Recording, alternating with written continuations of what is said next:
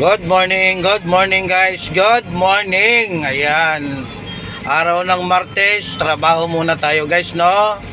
Ayan, nandito tayo sa may Makalalim pa yun natin mo. anong street to? Bisirano Street sa may EDSA, Caloocan, papuntang EDSA, no? Dito sa may South Caloocan, no? Guys, no, ayan.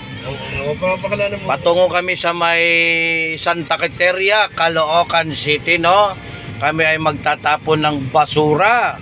Kahit saan lang kami mapadpad guys, no? Magtapon ng basura, mag-ispalto, ganun talaga ang trabaho ng mga taga-engineering maintenance guys, no? Ayan, okay? Yung aking alalay, shout out kay Boy Ordonez Onyas. Ayan, good morning. Good morning. Patungo tayo ng EDSA Caloocan guys, no? Shoutout kay Mare. Ayan, shoutout kay Kumarin Tina. Ayan, good morning. Ayan, tumatakbo tayo ng 100 guys, no? Okay. Ayan, nasa may EDSA na tayo guys, no? EDSA Caloocan, no? Patungo tayo sa may Balintawak area.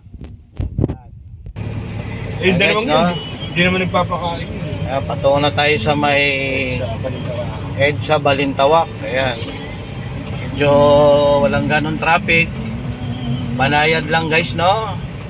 Ayan ang mga trabaho ng taga-engineering, magtapon ng basura na naman guys, no? Ayan, ang mga paligid dito sa may EDSA. Ako ang inyong reporter ng DZRH. Heavy. Hindi ganong matraffic guys, no? Ayan. Ayan guys, nandito na tayo sa may Quezon City, no? EDSA, Baysa. Ayan, patungo na tayo ng Baysa, Quezon City. Ay Caloocan guys, no? Etong area na to ay Quezon City. Okay? Ayan guys, pa kaliwa na kami doon sa kanto.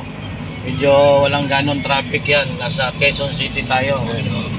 Ayan, Mindanao, Tandansora, Baysa Road to. malapit na.